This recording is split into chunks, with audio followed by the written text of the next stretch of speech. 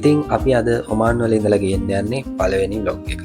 ඒ වුණාට අපේ channel එකේ තියෙන පස්වෙනි බ්ලොග් එක මේක. ඉතින් අද අපි ඇවිල්ලා ඉන්නේ අල් බුස්තාන් බීච් එකට. ඉතින් ඔමාන් වල තියෙන ලස්සන බීචස් වල තුන්වෙනි බීච් එක කියලා තමයි මේක කියන්නේ. කියන්නේ ලිස්ට් එකක් විදිහට ගත්තම ලස්සන බීචස් වල තුන්වෙනි තැන. ඉතින් මේ බීච් එකට එන්ටර් වෙනකොට අපිට ලස්සන ගම්මානයක් තියෙනවා. අල් බුස්තාන් වල ගෙවල් එක ලස්සන ප්ලේස් එකක් තිබ්බා. ඉතින් එන්ටර් වෙනකොටම විශේෂයෙන් දැකපු දෙයක් තමයි පාකින් එකක් තියෙනවා පිළිවෙලට. ඉතින් මේ ඔමාන් වල ගොඩක් බීචස් වල එහෙම පාකින් එකක් ළඟම නැහැ. බීච් එක ළඟම පාකින් එක තියෙනවා. ඉතින් ඒක ගොඩාක් වටිනවා. ඉතින් මේ බීච් එක ගැන කිව්වම ඇත්තටම හරිම සුන්දර, හරිම ලස්සන පළාතක්.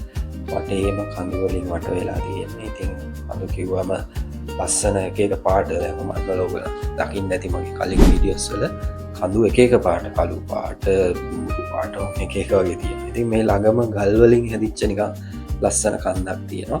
ඉතින් ඒක අපිට ඇත්තටම බීච් එක පැත්තක තියෙනවා. ඉතින් ඒක හරිම සුන්දර සීනරි එකක් ඒ පැත්තේ තියෙන විදිය.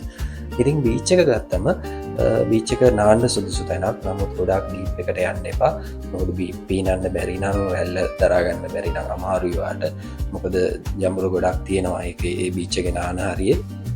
ඉතින් ළමයි එක්ක ඔයගලන් ගිහිල්ලා එන්ජොයි කරන්න පුළුවන් තැනක්. ඒ වගේම විශේෂයෙන් ඔයගලන් යනකොට අනිවාර්යෙන් ඒ බීච් එකට අවශ්‍ය කරන ඇඳුම් ඒවා හරියට අරන් යන්න. ඇඳුම් මාරු කරන්න තැනක් නැහැ.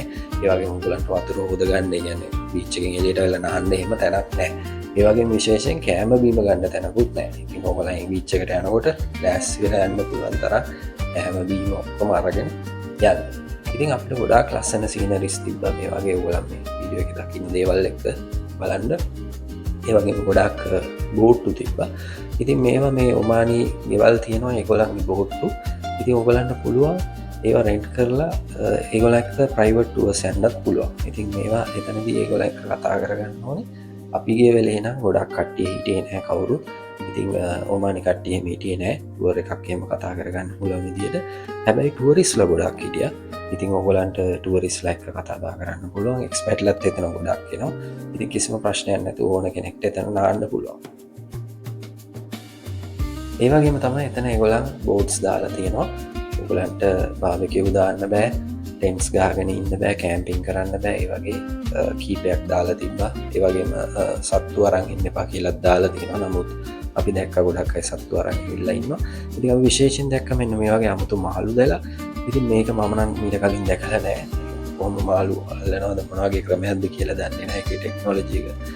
ඉතින් මේ ඔයගොල්ලන් දකින්නේ එතන තියෙන පොඩි රෙන්ට් කරන්න ඒගොල්ලන් හදලා තියෙන ගෙවල්. ඉතින් මේවා රෙන්ට් කරගන්න පුළුවන්. මේවා ටූරිස්ට්ලාටත් ගන්න පුළුවන්. ඔයගොල්ලන්ට ගන්න පුළුවන්. ඉතින් ඒවල ගණන් එහෙම කොහොමද කියලා දන්නේ නැහැ. ඒවා අපිට බලන්න බැරි වුණා.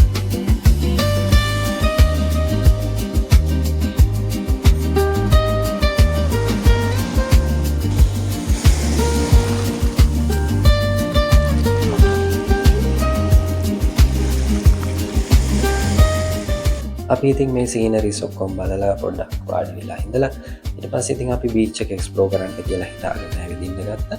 ඉතින් ඇවිදලා යද්දී අපි දැක්ක ගොඩාක් දේවල්. ඉතින් මේ බීච් එකට ආවේනික පොඩි ලෑටි වර්ග වගේ දේවල්. ඒ වගේම තියෙනවා එක පාසි වර්ග, ඒ වගේ එතකොට සිප්පි වර්ග අපි දැක්කා.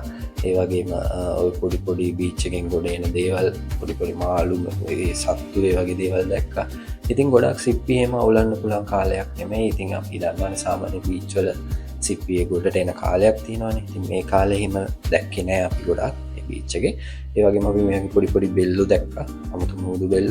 ඉතින් ඒගොල්ලෝ ඒ ගල් වල ඇලිලා ඉන්නවා. අපි අරගෙන ආයෙ තිබ්බම ඒගොල්ලන් ඒකේ එල්ලෙනවා. ඉතින් මේ වගේ ගොඩක් එක්ස්ප්ලෝර් කරන්න දේවලුත් තියෙනවා මේ බීච් එක වටේ.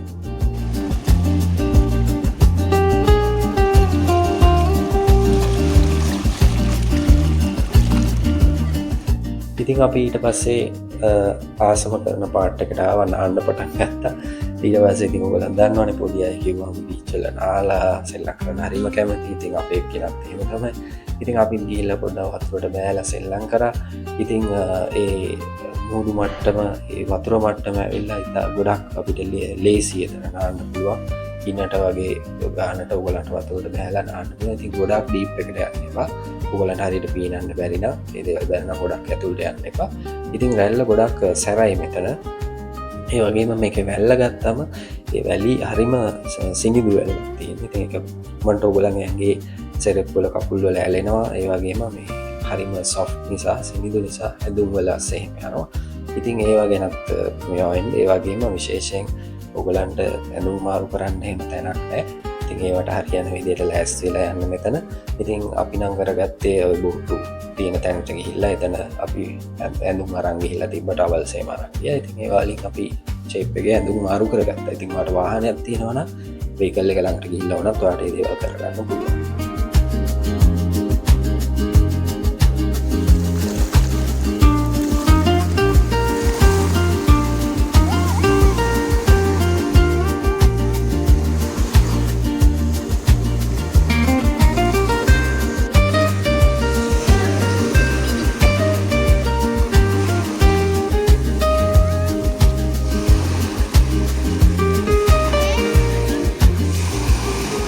පස්සේ ඉතින් අපි පොඩ්ඩක් එළියට ඇවිල්ලා සෙල්ලම් කරන්න ගත්තා. වැලි වලින් එක දේවල් හදන්න පොඩි එක්කෙනාට අපි අරන් ගියා ඔය බීච් එකට සූටබල් විදියට සෙල්ලම් කරන්න පුළුවන් බීච් ටොයිස් අරන් ගියා. ඉතින් ඒවා තියාගෙන එයා සෙල්ලම් කරන්න පටන් ගත්තා.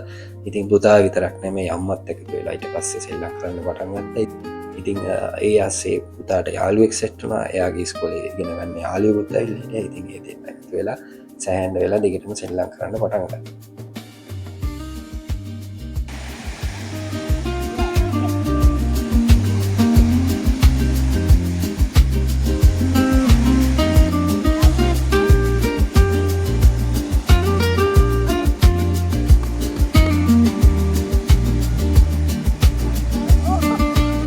සාමාන්‍යයෙන් ඔයගලන්ට රුවි ටවුන් එකේ ඉඳලා යනවා නම් ඔයගලන්ට වියදම යන්නේ රියල් 2ක් වගේ තමයි ටැක්සි එකට.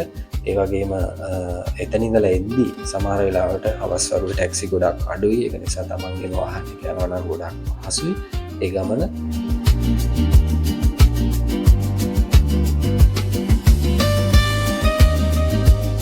ඉතින් කොහොම හරි සෙල්ලම් කරලා ඔක්කොම ඉවරුණාම අපිට ගොඩක් මහන්සි.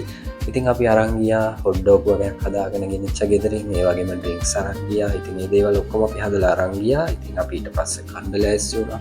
ඉතින් මහන්සි වෙලා හිටපු නිසා හොඳට කෑවා. මොකට ඒ කාලා බීලා ඉවර වෙනකොට අපිට කොහොම හරි හවස් වෙන්න ගත්තා. ඉතින් පොඩ්ඩක් කරුවල වැටිගෙන ඉන්න අප නිසා අපි ආයේ ගෙදරට එනවා කියලා ලෑස්ති වුණා.